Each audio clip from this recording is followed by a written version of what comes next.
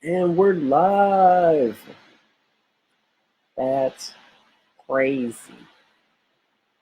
Cool. So I'm gonna be talking about some stuff until we build up the audience, and then I'm gonna jump into some poems. Um, but I'm probably gonna do this a few different times. But my name is Noel Quiñones. Really hyped and excited to be doing Poets in Pajamas. I have my one of my favorite shirts um, as my pajamas and my sweatpants. Shout out to Scooby Doo and Velma and the real version of the Mystery Machine. Um, so I was thinking of what to talk about, but it's a very, very special um, time right now in my life because Avengers came out and it changed the world. Uh, and I got super emotional.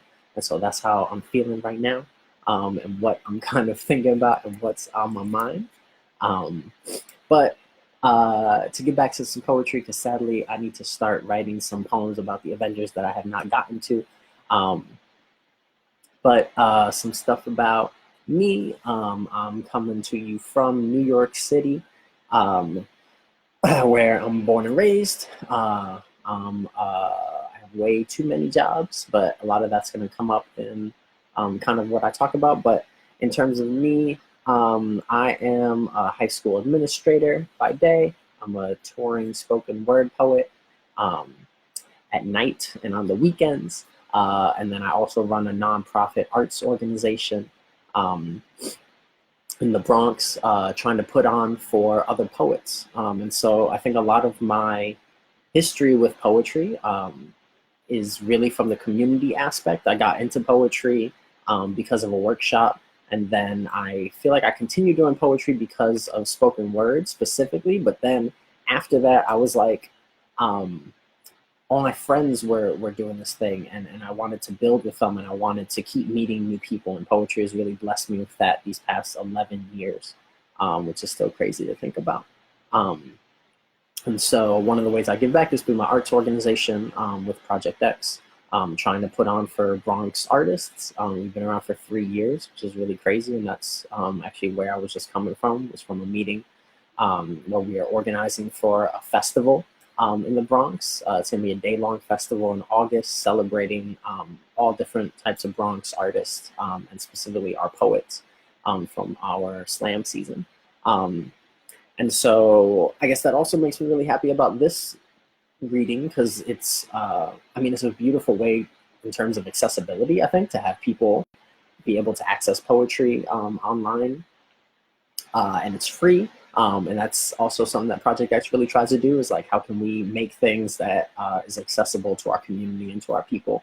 And this is a great, great example of that. Um, so yeah, in terms of my writing recently, I'm super, super blessed that I've been in a 30-30 workshop with the amazing poet and my friend Etiola Jones. It's called The Singing Bullet. So I've been writing or trying my best to write one poem every day. I'm a little behind, but I'm in the 20s, which is not terrible, in terms of a 30-day writing workshop. So I'm going to be reading some poems from that 30-30, as well as just projects that I've been working on recently. Um, to be honest, I have two big projects that I've really been focusing on and bringing me a lot of joy and leading me to my next step, which I'm going to grad school to get my master's in poetry at the University of Mississippi next year. So I'm really, really excited for that. Um, and I'm excited to work on these projects, but I really want to show up with, a foundation somewhere that I can jump off from. Um, so on that note, I think we're ready to get it popping with some poems. So I'm trying to think which one I have a little order that I want to use. So the first book project that I'm working on is a collection of poems about my parents. Um, my parents are super amazing, fantastic people. I love them, love them, I love them. But the truth of it is that when I was very young, they divorced. Um, and they divorced because my father came out as a gay man. And for a long time, I was doing their story dirty. Um, I was kind of not seeing them as like three-dimensional people. I was arguably, I was younger. I was doing slam poetry, and so we don't really get taught as young high school slam poets to see things from multiple perspectives, or kind of like, you know, do the really emotional, sad story. And that was kind of the scene I was growing up in. And so I've been trying with this book project to talk about divorce and love and family and sexuality, gender, and my kind of their history and its effect on me and kind of where I am now. Just trying to figure that out, and just, I don't know, be able to get somewhere, I think. And so this poem, I'm not gonna lie, this is a heavy hitter because I'm really, really proud of it. It's a contrapuntal, which means that it's 3 different poems. So you can read the poem, it's like 2 separate sections. So you can read the first section straight down, that's 1 poem. You can read the second section straight down, that's 1 poem. And then when you read them together, that's a 3rd poem, because I'm out here. And then I went further, just to acknowledge, I guess, the history of salsa in my family. My parents both taught me how to dance salsa growing up. And so the poem, when you look at it, is reflective of the 8-count step in salsa. So this is the poem. There is a salsa. There's a salsa for every blessing I have yet to call wound. Oh yes, my father tends the 8-count as a man released into the flare of night. He was afraid to compromise, but when I spin, it is a miracle. Lineage is not, just a witness as I disappear. There's a salsa even my father sings in the dark, hidden in the passing of women. I am the child spinning to forget, watching mommy as she unschools. Ask her, when did you know he was becoming your first unforgettable? The altar, its prayer dictating how to unsettle the flesh of her. I inherit this indelicate power, only a gallery of mirrors facing outward. Accusations spill from me toward the campo of my own desires. But what do I know of escaping? The feral kiss of loving your own anatomy. Papi, forgive your son if I misspoke when you kissed him. I was my mother's bridge already. Divorce, I took the curse of many faces. Blurred in the distance I couldn't bear. I'm surprised I return at all to this house of humming stubborn, this myth of one father where I dance to pretend every path toward the same door isn't a different namelessness. How strange I am to my father's trauma. We pass through each other. There's a salsa even my father sings in the dark, hidden in the passing of women for every blessing. I am the child spinning to forget, watching mommy as she unspools. I have yet to call, ask her, when did you know he was becoming your first wound? Oh yes, unforgettable, the altar, its prayer dictating how my father tends to unsettle the flesh of her. I inherit this indelicate power, the 8-count, only a gallery of mirrors facing outward. Accusations spill from me as a man released toward the campo of my own desires. But what do I know of escaping into the flare of night? The feral kiss of loving your own anatomy. Papi, forgive your son. He was afraid if I misspoke when you kissed him. I was my father's bridge already to compromise. Divorce, I took the curse of many faces. Blurred in the distance I couldn't bear. But when I spin, I am surprised I return at all to this house of humming stubborn. It is a miracle. This myth of one father, where I dance to pretend lineage is not. Every path toward the same door isn't a different namelessness. How strange I am, just a witness to my father's trauma. We pass through each other as I disappear. And so I've been working a lot with forms that reflect repetition. And the reason I've been kind of circling around the idea of repetition in my poems is because I feel that when I think about divorce, when I think about my childhood, it's this constant kind of cycling, this constant returning to and like digging into what happened and seeing how it manifests itself repeatedly, in how my parents interacted with each other for a long time, and then how I interacted with them, and how I interact with people I date and lovers that I have now. And so I've really been working a lot with contrapuntals, with pentoons, thinking about how can that repetition be reflected in the content and also in the structure of the poem. And I think about that too when I wanted to do this in terms of showcasing the 8 count of salsa as this repetition, right? That's continuously building.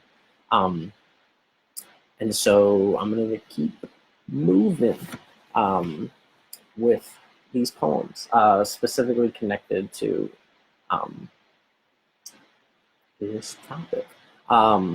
So this poem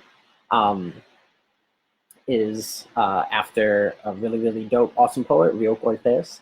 And it's, again, I mean, on the same similar topic, just trying to, you know, build and explore and understand.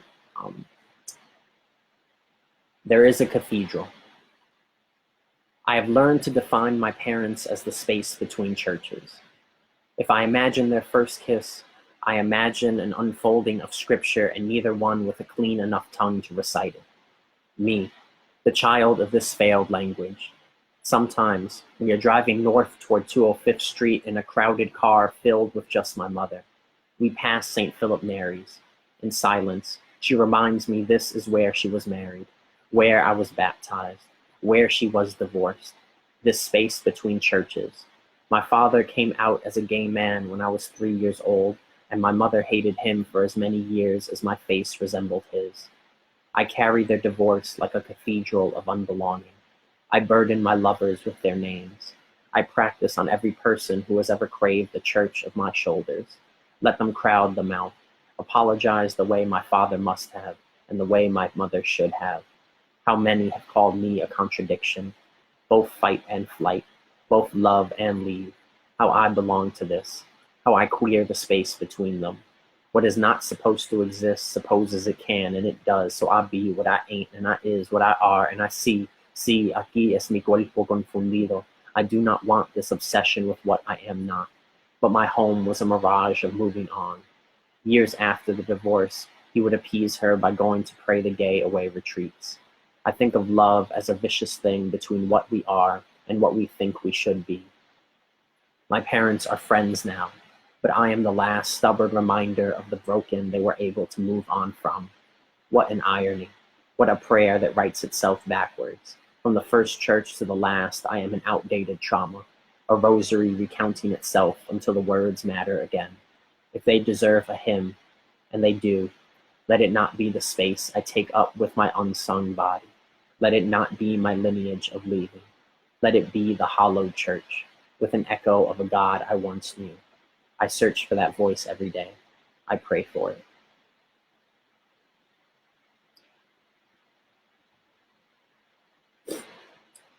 And I think I'm just gonna keep moving, and really transition more to me and myself and kind of where I am. So yeah, let's keep going. This poem is called After the Azalea Banks Concert, Night Plays My Father's Song. A slow malice dedicated to the unmasking. Nail polish next to the bejeweled, sunlit. Now who is transition. Thin white cloth, prayer for touch with the goddess of a darling ego. But oh, it was never about you. Just a boy with a green bottle perched on his lips, asking me if this was what I wanted. Shallow linens fall about me. I choose fluorescence, surrounded by queer men looking so hungry for. Boppy said, I never drank when I danced, or if I did, I would sweat the liquor onto the walls. My father hungered for himself. I hunger for someone to consume me. No one kisses me because I don't know my own lips. Just wear them out at night. What disappears is desaparecido in any clothing. You sink into the breath of night. You are only an echo. If I wanted joy, I didn't. If I wanted his body, I wouldn't. Dare sink, so toothless, into milk.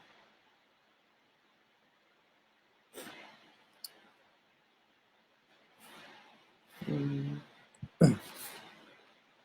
gonna do this last one. I'm working in like the real 2019. It's like I got poems on the phone, I got poems on paper, I got poems in notebooks. You know, that's how it is. So like I said, I'm a high school administrator, and so this poem specifically was inspired by one of my students who came to school with his nails painted, and that was, I think, was one of the first meaningful moments that I saw a young man be free in that way, and it particularly stuck with me as someone who had been trying to decide how I wanted to express myself and if I wanted to take that step. And so, yeah, this is that poem. On my father's queerness. I am handing out handouts to my students. I see Charlie's nails painted pink. My God, there it is, my hand out in the photo albums of my family. I call Mark Anthony my future husband. Theo Eklund calls my mother. Is this just another chapter of her marriage? I am only the recordings of their misvows. I must not spill into another misery. Dig my fingertips into this boy's mouth. I want to know why his throat leads to my father's. My nails, God, what a landscape of transitions all about him. The coarse blades of grass cutting my memory of a springtime divorce. Boppy says, never tell your mother until you know you would carve colors from this body. Until you know you would leave your son within its husk for warmth. So, in this constant battle of trying to understand my identity and how much, I think the nature versus nurture question, right? How much do our parents, our guardians' upbringing of us affect who we are and how we live in the world? Poetry is allowing me to figure that out and to question and to think about what that means for me and for my relationships and for my relationships with my parents as well, and friends even, to be honest. And so I share that to say that that's one of my book projects. And we're gonna transition a little bit. And I just wanna read one of my 30-30 poems. And it's written, so my nephew, while my cousin went into labor, gave birth, I guess, right? Gave birth 2 weeks ago to my nephew. This cousin is like my sister, and I love her. And I was sitting in the hospital with like my grandmother and some other family members while we were waiting while she was in labor. And I wrote this poem for my nephew. His name is Zaire. So I did some research. So I wanted to, see what the history of the name was, and so I wrote this poem for him. As soon as I find it. So in the 30-30, you have to name all your poems by the day, and so I actually can't find the poem until I find the right freaking day that I wrote it. It's like day 8, Noel. Day 9, Noel again. I think it's this one. And we're gonna be here a while. It's 20 poems, gotta keep clicking through them, yeah. We're gonna get there one day. Ooh, I found it, cool. So the poem is called Zaire. The river swallows another and expands April until it is true. We all swim before we breathe. Never forget this, nephew. There was a country, there wasn't. Water, such a fickle birth of division. Celebrate, that we fill the waiting with laughter.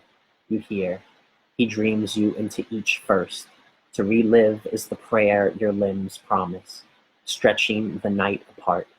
Hold to the lungs you manifest, the flesh as hills rolling toward breath.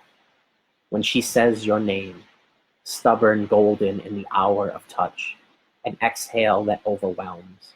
Meet at her walls and remind her, so stunning, an ocean at crescent, its proposal to be one.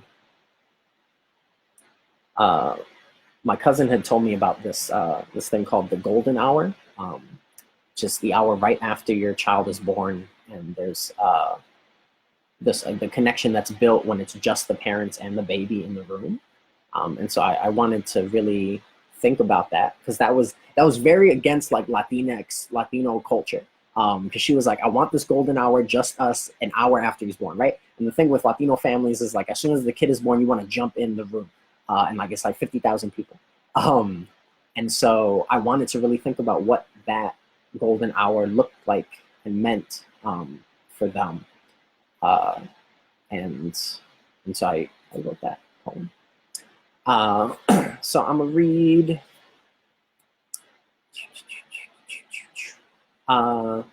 Let's see.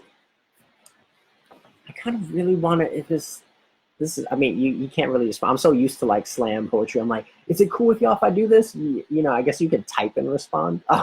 But I really want to do this poem that I wrote about Bad Bunny. Because Bad Bunny is the shit. And he is like the current Puerto Rican idol person out here. And so I just want to read this poem about me worrying about Bad Bunny, because there was a time period, it might still be going, oh, see, yeah, thank you, Arlen, I believe that's your name. So there was this time period where Bad Bunny was like doing a feature or like featuring on other people's songs, like back to back to back to back. And I don't know, I can't help but see the connections of, there's just a long history of Puerto Rican artists dying too young and dying early, from a bunch of different reasons. But I don't know, I saw in that exhaustion, I saw Bad Bunny like just doing so much, and I connected it to Hector Lavoe, which is one of the fathers of salsa, and he died early, he died young, or too young, and so this is like, it's a poem for Bad Bunny to be like, yo man, I hope you're taking care of yourself. Yeah. Bad Bunny tries to collaborate with everyone and does not fail until Hector Lavoe. You, child con pelo estrella, edge dust, scalp a warning of what is to come, lightning always, the erratic color of gold, comiendo con los ojos, fertile fur licked but not clean. I fear the innocence of your name, I hear bendito and know. I carve all your bendiciones to shoes, hide them in the tall grass so you kneel to find the luck your feet were promised. Young rainbow with the memory of too short, I hear the false god in your throat and come to claim him as the limit to your rapid thumping. The portrait of San Juan, heard last among the slurred voices of skinned rabbits, his last good fuck thrown from a balcony. I wail at the thought, hibernate in its frigid confessional. They chorus for your infant blood, but not even the santeras can drown them out. Benito, when you dance with your last idol, do not replace the statue's head with your own. Condemn it. Condemn it. The white skull full of knuckles. You wake to the color of loneliness. They say your voice is both desire and longing. Such is the last flare before the end. Standing over the edge, I see our ravenous isla. Hector, had a hunger just like yours. Cuidado. So, I guess that works as a transition to some poems, or two poems, because I don't want to take up all the time, but two poems about Puerto Rico. So this first one is, I said I was working with pantoums earlier, so this poem is a pantoum. There's a trigger warning for suicidal ideation, but this poem is about post-Hurricane Maria in Puerto Rico. There was a New York Times documentary that came out that was, it was focusing in on there's only one suicide prevention center on the whole island. And it was a documentary about kind of the calls that they were getting after the hurricane and how people were managing, because we were talking about people needing food and water and shelter, and obviously those are important, but there was less of a conversation around mental health, and there was a mental health kind of crisis that was happening, still happening, that we weren't talking about. Poetry of witness, that's a good question. So sorry, someone asked the question, do your poems qualify under the category of poetry of witness?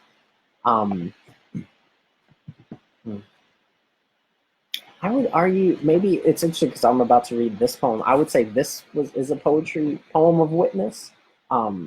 Especially, I always say, you know, I'm Puerto Rican, but I was born and raised here, so I can never know what it is or was like to live on the island, especially after or during the hurricane. And so this is my poem of witness to what's happening, and to acknowledge just my stance and where I am, and try to help however I can.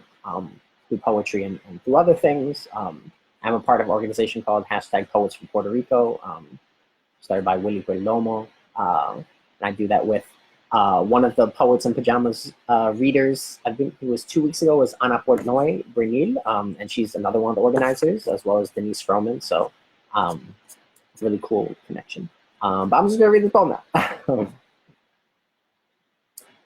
Permission. You have my permission to grieve. If I hear wind, I might think they're on a balcony.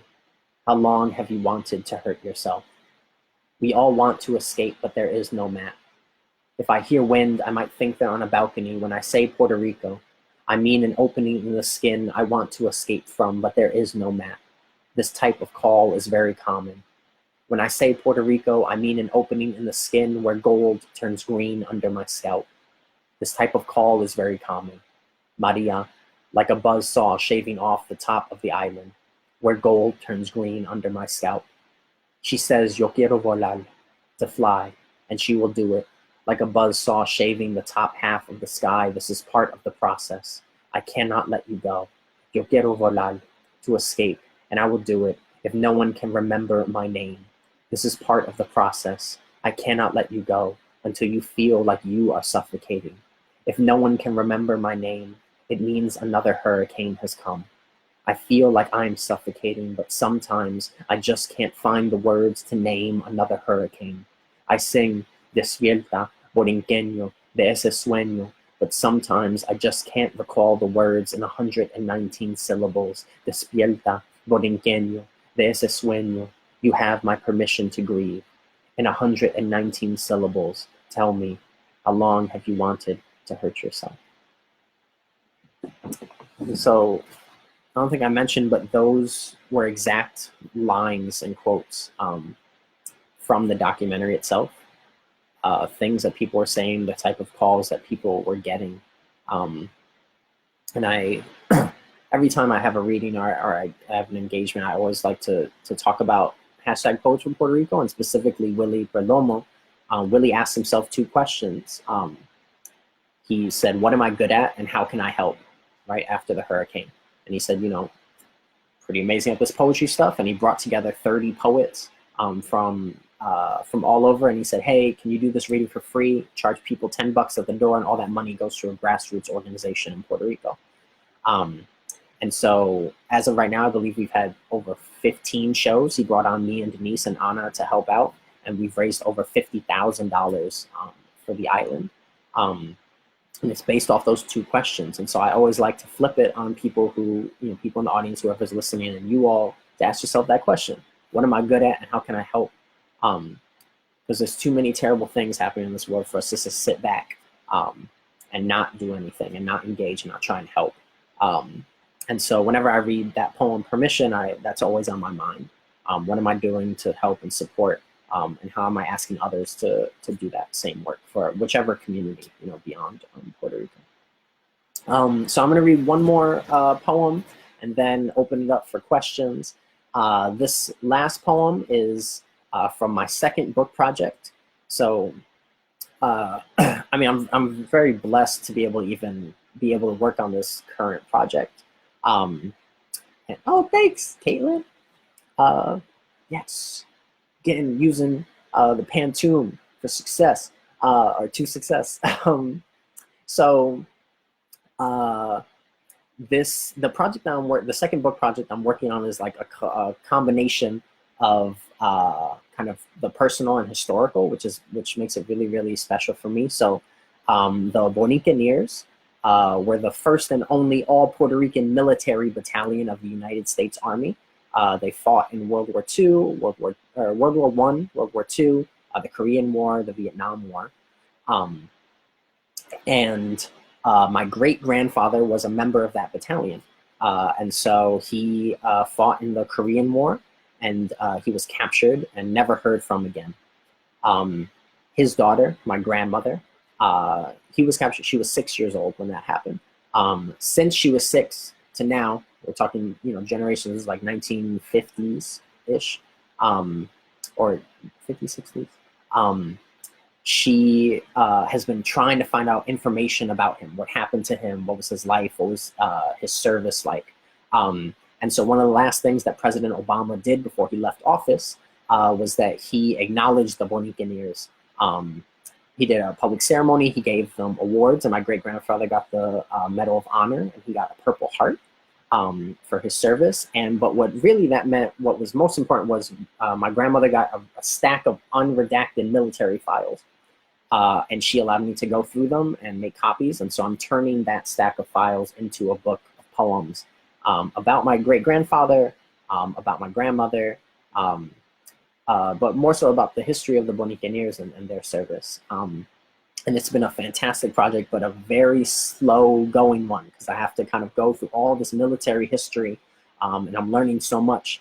But it's a slow-going process. But I do want to shout out SAFTA, Sundress Academy for the Arts, who gave me a week-long residency in Tennessee a few months ago to really sit down and dig into those poems. And so one of the poems that I wrote at that residency is, well, this one that I'm going to share. And so, sorry, I'm doing that phone thing again. Let's see, here we go. All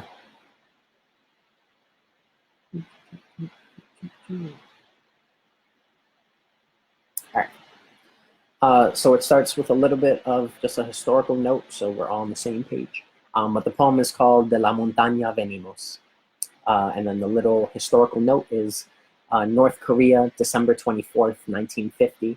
The 65th Infantry, the Bonicaneers, finished a 2-week evacuation of all supplies, ammunition, and equipment in the area through the Hungnam waterfront, playing a central role in protecting the largest beachhead evacuation in the United States military history.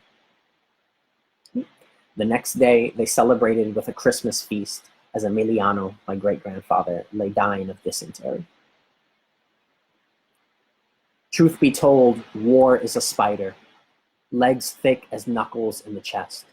Born at the last feast, memory allows you to taste de la montaña venimos, the first unfamiliar frost, milagro, we, the Puerto Ricans, called it.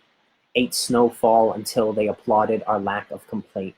Our skin, para inventarte a comer, replaced with rice straw, delicate in its winter burning, echo of the booby trap trail of fingers, toes, ears, our tongues hung as lechoncito in Suvara, the only wet left on the Chinese borders, where language marched the fever in, and violence was buried in the stomach rather than dreamt.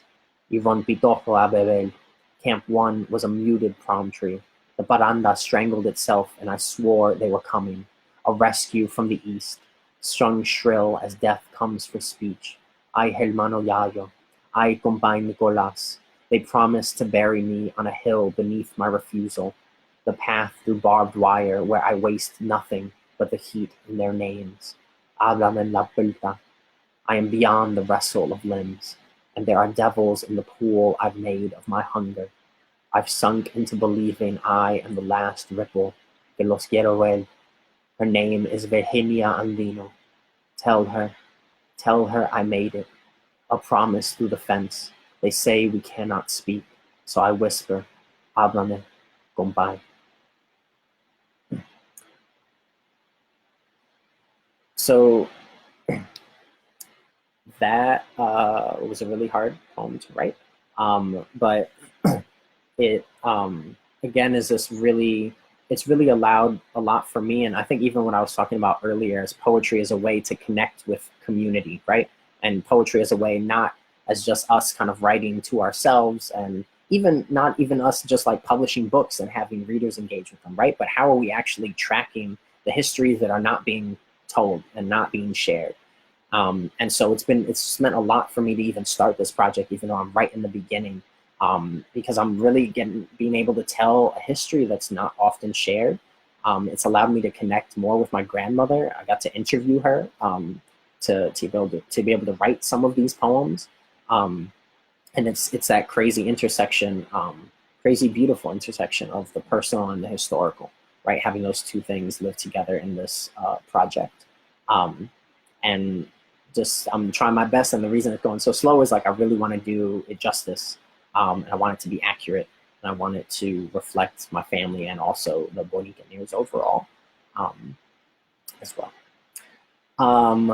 So, hey, what's up, Dimitri? My peoples. Thanks, man. Yeah, I want to open it up to questions. You can type your questions right there on the side. And I know there's a little bit of a delay, so just give me a second to respond.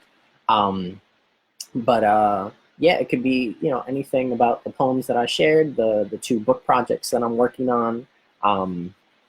Often a question I get is, you know, how did you get into poetry? How long have you been doing it? And yeah, but while those come in, I'm gonna take a sip of this apple cider vinegar juice real quick.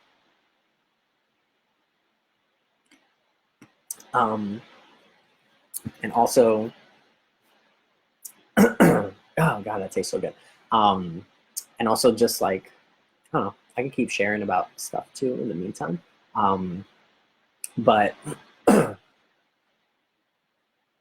yeah, how did I start in poetry? I think, like I said, I took a workshop, but I think slam poetry is really what got me first, because I had never seen anyone who looked like me doing something called poetry. I remember it being 9 years in, you know, elementary, pre-K, middle school. And I, you know, grew up in New York City and never learned about the New York poetry movement, right? Which had happened like one borough away. And so I think a lot about, again, access and what are we teaching our children, and also how does technology play into that?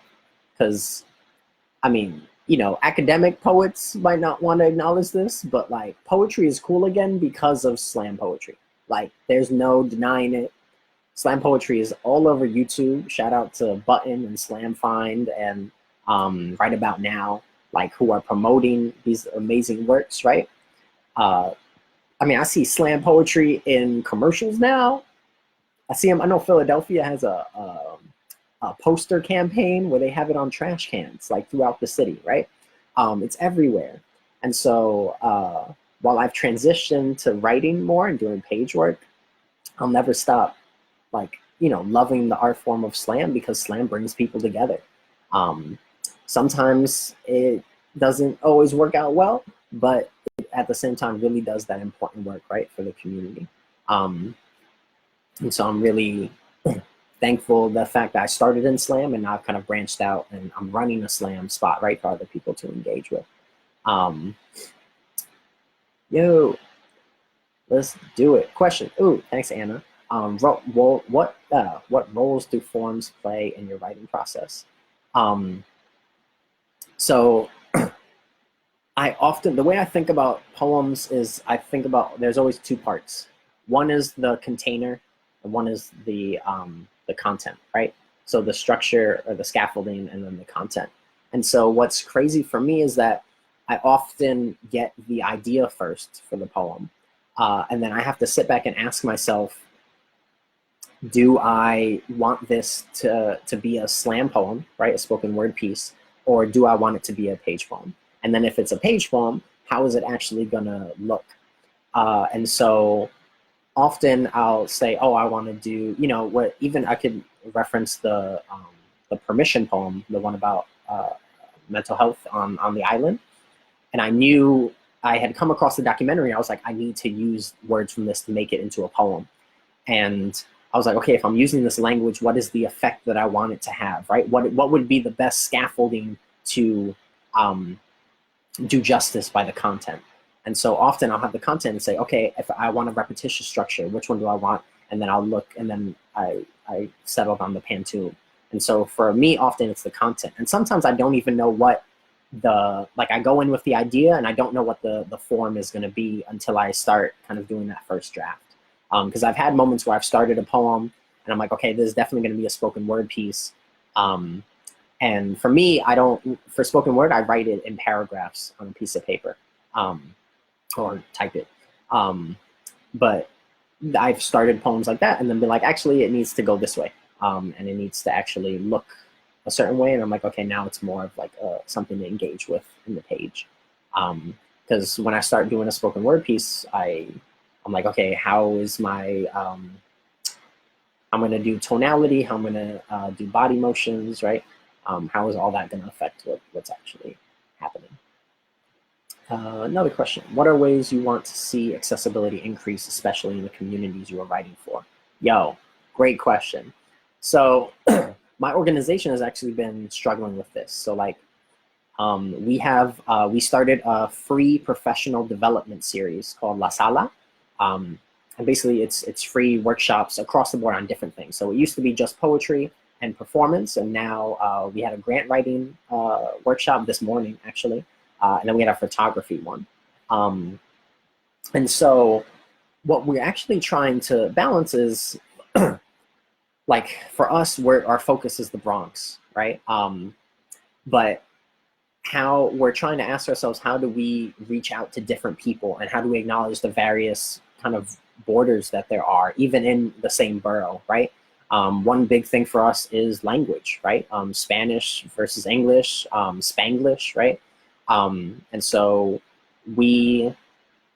or at least for me, I want to see more, or us and other organizations do a better job of reaching out in multiple languages to the people that we want to. Because we often have this kind of concept of like, oh, they didn't show up because they didn't want to. But it's like, did you actually promote enough? Did you promote in the right spaces? And did you let people know that you are inviting of their various identities?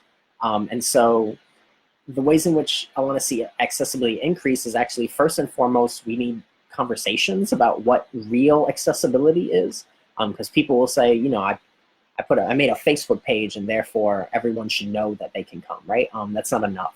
How are we showing up and showing out for the people that we want to be in our spaces or that want to engage with our work, right? And again, I think it's a blessing for me to be in both worlds of spoken word and page poetry, because I often want to bridge them, right? I want to say, okay, the crowd that's coming to this event and the crowd coming to this event can learn things from each other. How can we bring them together, right? Because there's a lot of preconceived notions about being like, oh, I don't want to go to that event because it's spoken word and that's not really for me because it's not like fancy enough, right? And then we have the other thing of like spoken word audiences don't want to go to a stuffy reading, right? So how can we bridge those worlds and make it so that we're actually creating a space that multiple people are enjoying, right? Whether the poet comes from one background or another. So yeah, that's some things that have been on my mind. Thank you for that question, Arlene. Any other questions? I like how my bun is like slowly leaning the wrong direction. I'm gonna drink more of this probiotic.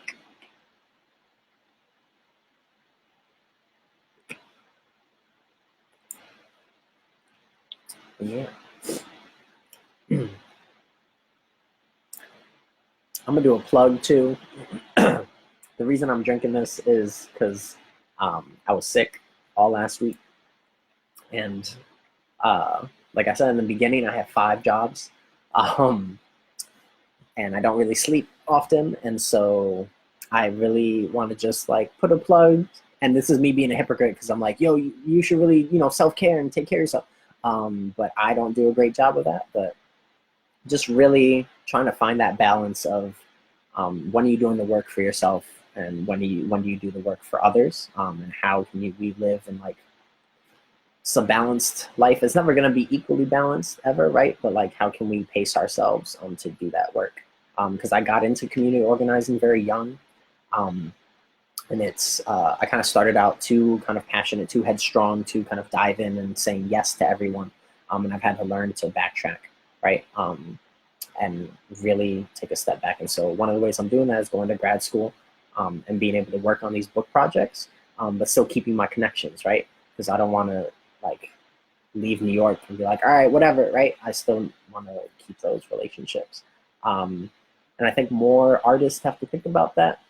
I know some artists say that, you know, my work is my community organizing, right? And I don't know how much I agree with that, because you know, someone can see themselves in your work and feel inspired, but we need more than that, right? There are too many things against, you know, marginalized groups for us to just be like, oh, hey, I wrote this thing, and therefore that's my community work, right?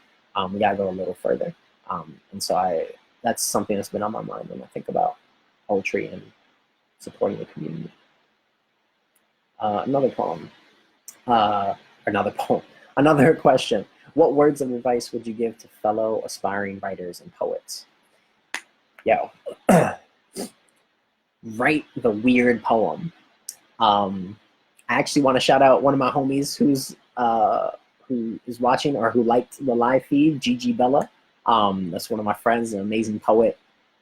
Gigi is one of the people that pushed me to really be like, what is the thing that you're not writing about? Because you have that, you know, we all have that voice in our head that's saying like, oh, people are gonna think I'm weird if I write that poem, or people are gonna judge me if I do that, right? And Gigi really helped me be like, no, these random crazy things that you love and are obsessed with, they deserve poems. And so, for example, me and Gigi wrote a group piece called Punk Latinos, and it's about the fact that we both love like heavy metal, death metal, punk rock music, and that was always seen as crazy by our Latino families. But that's really one big piece of advice I would give like aspiring writers, is like, don't fall into the tropes, because so often that happens, right? I was told for a long time that I should only be writing about Puerto Rico, and I get that. I like writing about being Puerto Rican and Puerto Rico, but there's so many other things that I can write about that we're maybe not giving space to and giving life to. And then the second piece of advice I would give is find your community. I would not be doing this for my 11th year if I did not have folks like beside me who love this art form as much as I did, and who also like send me opportunities, and tell me different things I can do, and also like critique me and give me edits and feedback. And that's like, don't write in the silo. It's not, it can be done, but it's not as fulfilling. It's very lonely. And so that would be my advice. Any other questions?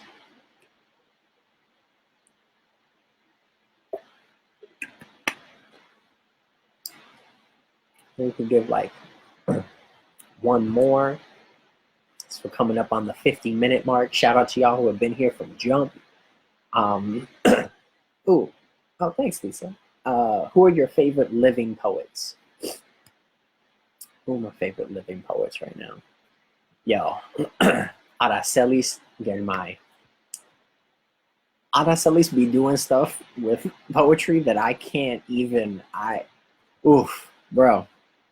Like, just beautiful. Like, I mean, even the like mundane things that she writes about. Like, I know she has a poem about a watermelon, and then also this poem about a dog, but it's really not just about the dog. It's about so much more.